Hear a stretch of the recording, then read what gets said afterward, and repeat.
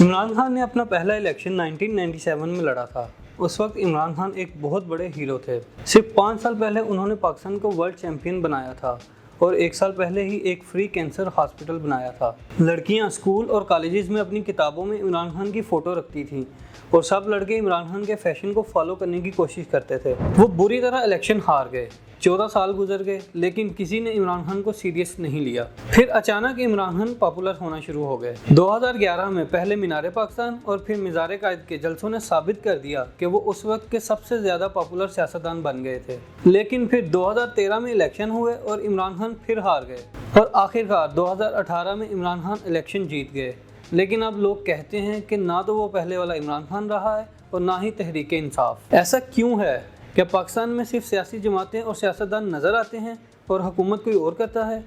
जी हाँ, ऐसा ही है। हम सब ये तो जानते हैं कि पाकिस्तान के पास बहुत से रिसोर्सेज हैं। पाकिस्तान दुनिया की 4 बहुत अहम मार्केट्स के बिल्कुल दरमियान में वाक़या है।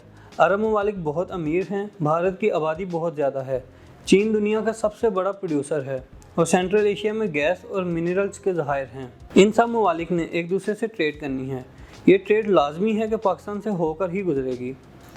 दूसरी तरफ पाकिस्तान दुनिया की नौजवान तरीन कौमों में से एक है। दुनिया के ज़्यादातर मुल्कों की तरह पाकिस्तान में 2 नहीं बल्कि 4 मौसम हैं।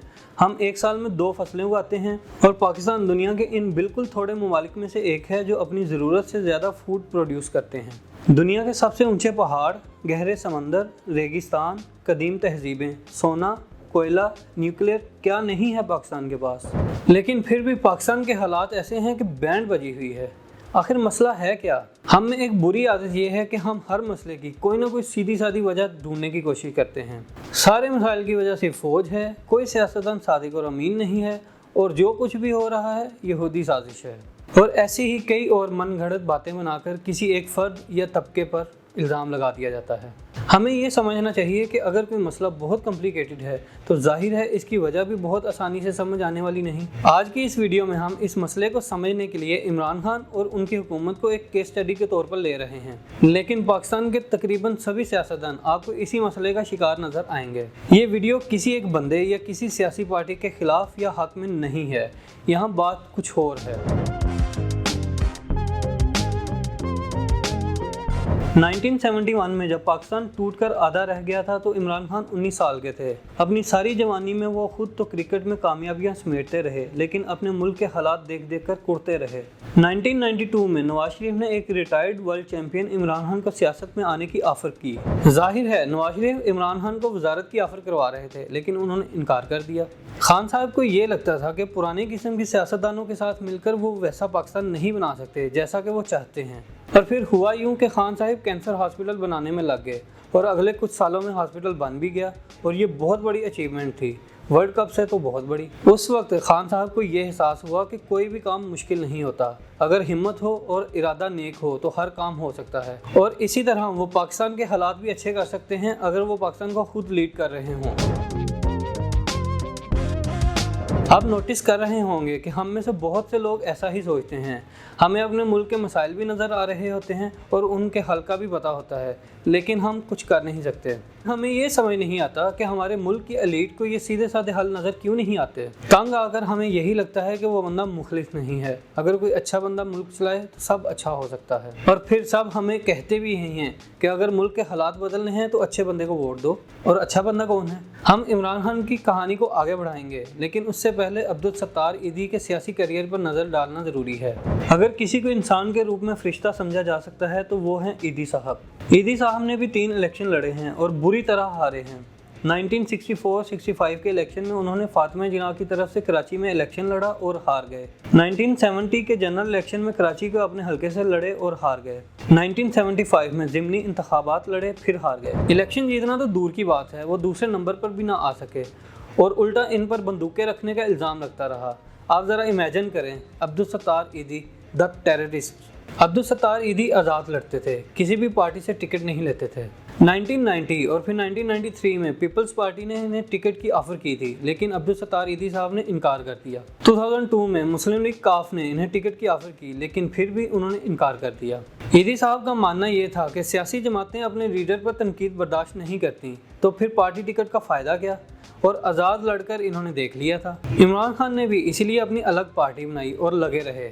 अब्दुल सत्तार ईदी ने तो तौबा कर ली, लेकिन इमरान खान, क्या किया इमरान खान साहब ने? जब इमरान खान ने विक्ट्री स्पीच की तब इन्हें वज़ीर-ए-आज़म की कुर्सी के लिए लड़ते 22 साल गुजर गए थे। मुल्क में बेहतरी लाने की कोशिश में उन्होंने अपनी आधे से ज़्यादा दौलत खर्च की। इनकी शादी टूटी, अपने बच्चों से दूर हो गए, सड़कों पर सोए, कंटेनर्स को घर बनाया, जलसे की स्टेज से उल्टे और ज़मीन पर गिरे। क्या क्या नहीं हुआ इमरान खान के साथ।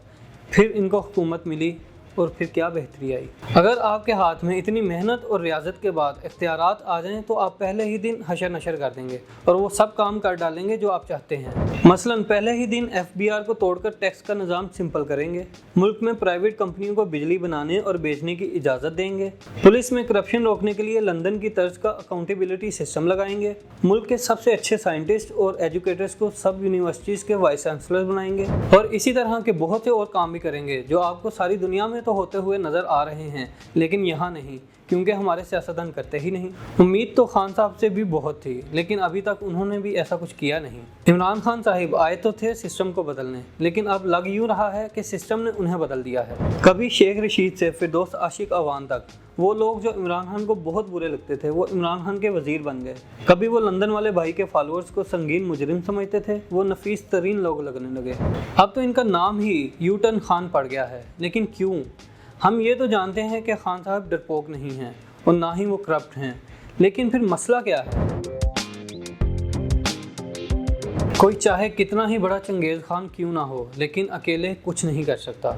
लॉ एंड ऑर्डर कायम करने के लिए, टैक्स इकट्ठा करने के लिए, हेल्थ सेक्टर चलाने के लिए, मुल्क की हिफाजत करने के लिए, एजुकेशन, इकॉनमी, इंटरनेशनल डिप्लोमेसी, इतने सारे काम होते हैं। कोई भी ये सब काम अकेले नहीं कर सकता। अच्छे हुक्मरान का कमाल ये नहीं होता कि वो खुद काम करे, बल्कि उसका कमाल ये होता है कि वो लोगों से काम ले। एक अच्छे लीडर को हर आर्गन ऑफ गवर्नमेंट से सपोर्ट मिलती है। सब महकमे अपना अपना काम करते हैं और हुक्मरान को क्रेडिट मिलता है। बदले में हुक्मरान टॉप ऑर्डर के लोगों को खुश रखता है, और फिर टॉप ऑर्डर के लोग अपने से नीचे वाले अफसरान को खुश रखते हैं, और फिर अफसरान अपने से मातहत जो लोग हैं उनको खुश रखते हैं, और इसी तरह पूरा साइकिल चलता है। दूसरी तरफ सियासत का साइकिल भी कुछ ऐसे ही है। पावर में आने के लिए और पावर में कायम रहने के लिए अपने साथ ग्रुप्स को मिलाना पड़ता है। वोट्स को कलेक्टिवली देखना पड़ता है। औरतों के वोट, नौजवानों के वोट, गरीबों के वोट, ताजरों के वोट, पठानों के वोट, अक़लियतों के वोट। हर नस्ल, पेशे, तबके, मजहब, मसलक वगैरह के अंदाज में अलग अलग तरीके से लोगों को ब्रैकेट करते हैं। फिर हिसाब लगाया जाता है कि किसके फ़ायदे को ज़्यादा अहमियत देनी है, किसके नुकसान पर। बलूचिस्तान में सिर्फ 1 करोड़ की आबादी है, वहाँ पीने का पानी भी ना मिले तो कुछ नहीं जाता। लेकिन GT रोड पर आबादी बहुत ज़्यादा है। वहाँ के वोटर्स को खुश रखना है तो सड़कें तोड़ो, दोबारा बनाओ, फिर तोड़ो, फिर बनाओ। और अगर सिंध पर हुकूमत करने वाली पार्टी को कराची से अगर वोट नहीं मिलता तो फिर कराची से कचरा उठाने की भी कोई ज़रूरत नहीं, पड़ा रहने दो। जिसने वोट ही नहीं दिया इसकी फ़िक्र करने की क्या ज़रूरत है।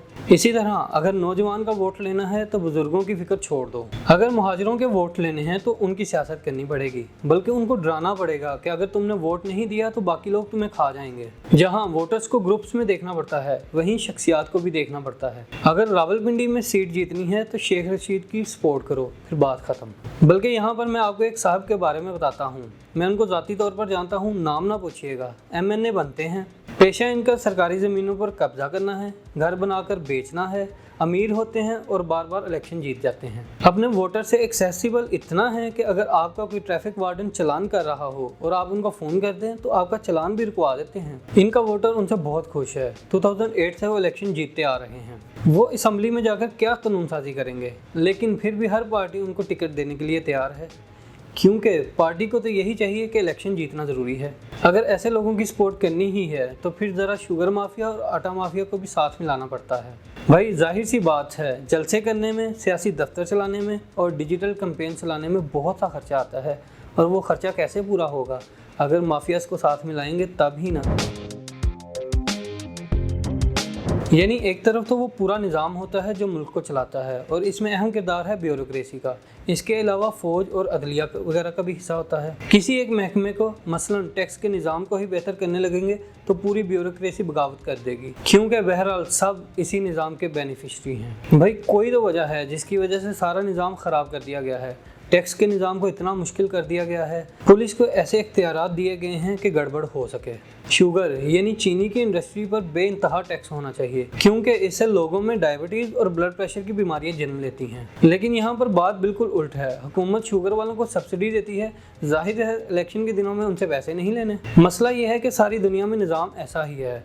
टॉप पर 1 या 2% लोगों के पास इतनी दौलत है कि बाकी सारे लोगों की दौलत मिलाकर भी पूरी नहीं होती। ताकतवर लोग अपने फ़ायदे के लिए कवानीन बनवाते रहते हैं और सियासतदान बनाए जाते हैं। मजबूरी है, पैसा नहीं तो सियासत नहीं। अब हमें ज़रूरत है कि नए रूल्स के बारे में सोचें।